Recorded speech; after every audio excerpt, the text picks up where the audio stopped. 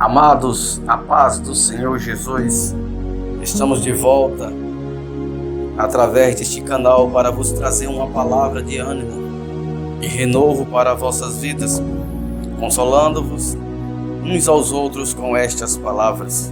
Tema este, a qual é o nosso canal, é proferido para ajudar aquele que precisa se levantar em meio às suas dificuldades. O livro de hoje, mencionado para o nosso tema e reflexão, será o livro de Ruth, capítulo 1, do versículo 1 ao 5. E diz a palavra do Senhor: E sucedeu que nos dias em que o juiz julgava, houve uma fome na terra, pelo qual um homem de Belém de Judá saiu a peregrinar nos campos de Moabe, ele e sua mulher e seus 2 filhos. Era o nome deste homem Elimeleque, e o nome de sua mulher Noemi, e os nomes dos 2 filhos Malom e Quilion, Efrateu de Belém de Judá. E vieram aos campos de Moabe e ficaram ali. E morreu Elimeleque, marido de Noemi, e ficou ela com seus 2 filhos, os quais tomaram para si mulheres moabitas. Era o nome de uma Orfa e o nome da outra Ruth, e ficaram ali quase 10 anos. E morreram também ambos, Malom e Quilion, ficando assim esta mulher desamparada dos seus 2 filhos e dos seus maridos. Meus queridos, a palavra que vos trago dentro dessa reflexão é a meditar que uma família tem tomado dentro desse texto, uma atitude que muitas das vezes queremos analisar para a nossa vida e muitas das vezes tentamos fazer do mesmo jeito. A história bíblica vai dizer que sucedeu que naqueles dias entre que os juízes julgavam, houve uma fome na terra. A Bíblia descreve que quando havia fome na terra, era um julgamento de Deus com a nação que o abandonava. Era um julgamento de Deus com a nação que não queria mais o adorá-lo e passava a acreditar em deuses estranhos, como Baal, como outros deuses, a qual eles se prostravam e confiava que eles era quem prosperava a vida daqueles homens. Era esses deuses que fazia com que eles crescessem, com que suas famílias fossem felizes. E a Bíblia vai dizer que através desse julgamento, Deus demonstra para eles que ninguém pode fazer, ninguém pode trazer, ninguém pode efetuar e operar um milagre a não ser o Deus Todo-Poderoso. Mas essa história vai dizer que no livro de Juízes é um livro que eles era muito crente à medida que o juiz estava vivo, mas à medida que o juiz morria, ele voltava à prática outra vez. Então eram pessoas que não tinham a fé firmada, como a Bíblia vai dizer e descrever dentro do livro de Juízes, que quando morreu Josué, cada um fazia o que bem lhe parecia. E a história vai dizer que quando Deus agora traz a fome à terra de Israel, este homem de Belém, que era plantador, que era cultivador, ele agora se desespera, ele agora se exaspera com a situação da fome. Mas a história vai nos dizer que a fome não era a primeira vez que acontecia na terra. Todos sabiam que quando Deus trazia a fome, era porque Deus estava cobrando santidade, Deus estava cobrando que eles abandonassem os deuses estranhos, estava cobrando deles que voltassem para a presença dele e reconhecessem que ele é Deus acima de todas as coisas. Mas o que aconteceu com a vida deste homem, desta família, é que em vez de ele se humilhar, em vez de ele permanecer no lugar da crise, ele resolveu sair para resolver o seu problema. Há muitas das vezes que encontramos na Bíblia situações como essas, de pessoas fugindo de situações que é provocada pelas suas próprias ações. Porque se ele era um homem justo diante de Deus, ele não teria o que temer aquela crise de fome. Porque a história bíblica nos diz que além daquela família, a Bíblia não descreve outra família que foi peregrinar em terra estranha. E nós entendemos com isso que nós precisamos ser e crer em todos os momentos, momentos de bênção e momentos de tribulação, porque muitas das vezes andamos justamente, mas como fazemos parte da sociedade, vamos sofrer também junto com a sociedade a crise que lhe acontece. Mas de uma coisa eu tenho certeza: o justo ele não padeceria de fome, a tal ponto que a própria Bíblia descreve que quando eles estavam lá em terra de Moabe, a terra da casa do pão, que é Belém, é a casa da prosperidade, é a casa que Deus abençoa, é a casa que Deus está com ela para promover tudo aquilo que é necessário para ele. Mas quando esta casa não reconhece Deus como Senhor, que abandona o seu Senhor, que abandona os seus cuidados e abandona a sua santidade, ele agora passa momentos de crise e a fome começa a bater.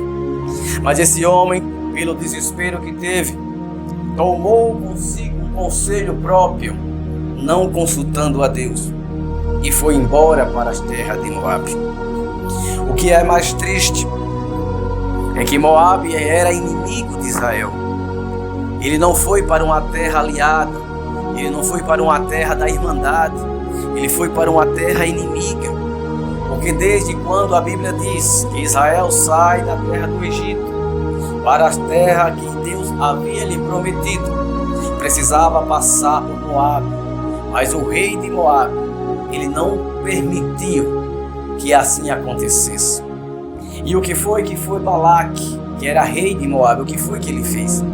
Ele consultou e trouxe um profeta, para que este profeta pudesse amaldiçoar ao povo de Deus. E a Bíblia descreve que o povo de Moabe não entraria quando Israel tomasse posse da terra.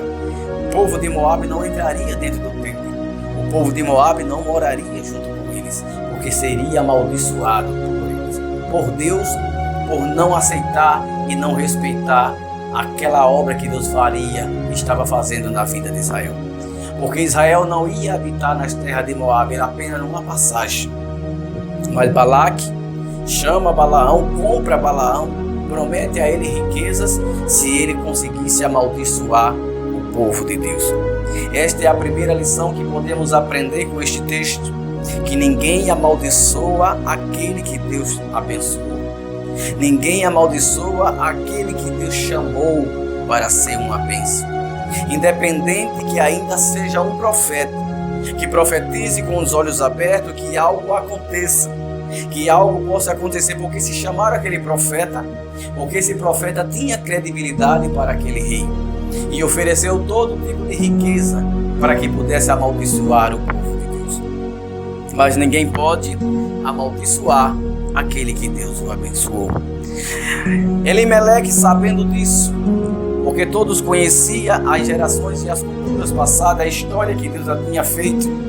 Então, quando Deus chamava a fome, como chamou no tempo de Abraão, como chamou no tempo de Isaac, como chamou no tempo de José, ele vai entender que toda a fome que se chamava era um julgamento de Deus com aquela nação, chamando a nação para estar junto com ele, para se voltar para ele e não abandonar o lugar que Deus o colocou.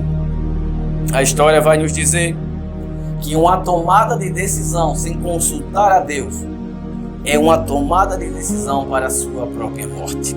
Elimeleque significa o Senhor é rei.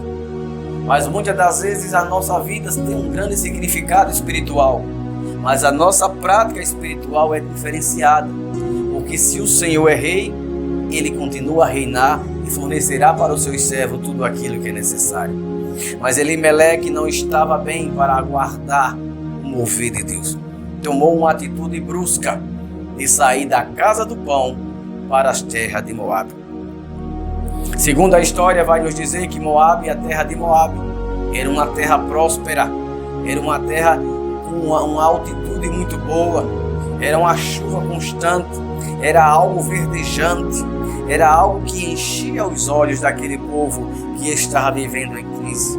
Mas se estava vivendo em crise, é porque a sua rebeldia estava fazendo com que Deus o machucasse através do seu julgamento. Mas o que Deus estava provocando é para que ele se santificasse e voltasse para ele. Mas é uma pena que Elimeleque, em vez de se humilhar, preferiu abandonar o lugar que Deus lhe colocou. E como muitos que assim faz, quando abandona o lugar que Deus lhe coloca, ele termina indo para a terra de Moab, enchendo os olhos de tantas fantasias espirituais, que lá vai ser melhor, lá eu vou crescer espiritualmente, lá eu vou ter cargo, lá eu vou ser rico, lá minha família vai ser feliz, e quebra a cara. Porque ninguém que deixa um lugar de bênção e vai para um lugar de maldição, a presença de Deus não o acompanha. A gente vai entender que Elimeleque é o primeiro a morrer. Ele chegando nas terras de Moab, a Bíblia não descreve como e porquê, o que foi que aconteceu, mas descreve que ele morre. Porque na maldição, querido, na terra da maldição a vida não gera. Na terra da maldição a vida não prospera. Na terra da maldição algo vai acontecer ao contrário. Na terra da maldição você está sozinho. Deus não vai acompanhar, a presença dele não te acompanha quando você toma a decisão errada. A história vai nos dizer que Elimeleque é o primeiro a morrer. E após ele morrer, a mulher Noemi já fica preocupada com a sua história, com a sua situação, porque já saiu de uma crise para prosperar, mas chegou na terra da prosperidade e agora começa a desfalecer. O que eu aprendo com esse pedaço de texto, com essa parte do texto, é que ele saiu do lugar de crise, mas que estava com vida para ir para um lugar de prosperidade, para perder a sua vida. Meus queridos e amados, nunca saia daquele lugar que Deus te colocou. É na crise que Deus te quer, então é na crise que Ele vai te aprovar. Você está na casa do pão. Na casa do pão não vai faltar alimento para você, porque outra família não saiu para peregrinar, só a de Elimeleque. Só ele que botou na cabeça que tinha que fugir para poder ganhar a vida. E a Bíblia vai dizer que tem quem tenta ganhar a sua própria vida, perdê-la. Mas quem perde a sua vida por amor de Cristo, este achará. Então, meus queridos, o segundo a morrer foram os seus dois filhos em conjunto. A Bíblia não vai dizer que um morreu e o outro depois, mas a Bíblia vai dizer que os dois morreram, Malom e Quilion. E fica agora Noemi em tamanho desespero. Saiu de uma crise, mas que estava com vida, para ir para o lugar de prosperidade, para vir a morte. A história só vai mudar quando Noemi para e analisa, e alguém chega e fala ao povo de Moab, dizendo: o Senhor voltou a abençoar as terras de Belém. Após 10 anos, distante da casa do Senhor, distante da presença do Senhor, não suportou a crise, achando que poderia dar um passo acima ou dar um passo à frente daquilo que Deus queria para a vida deles. E terminou Noemi ficando sozinha. Mas o Senhor, que é misericordioso, é aquele que cuida de mim e de você, e nada está perdido. Ainda que aqueles que tomou a decisão para levar, como levaram Noemi, porque mulher, ela não tinha autoridade de decisão em Israel. Tudo quem se decidia era o marido. E o marido, pela sua prepotência e não consultar a palavra de Deus, terminou fazendo algo errado. Mas quando ela resolve voltar, é que a prosperidade começa a acontecer. A primeira coisa que acontece maravilhosamente é que ela não vai ficar sozinha para voltar. Ainda que Orfa desista e volte para o seu povo, Ruth vai dizer para ela: o teu Deus é meu Deus. Aonde você estiver, a planta dos seus pés, a minha estará.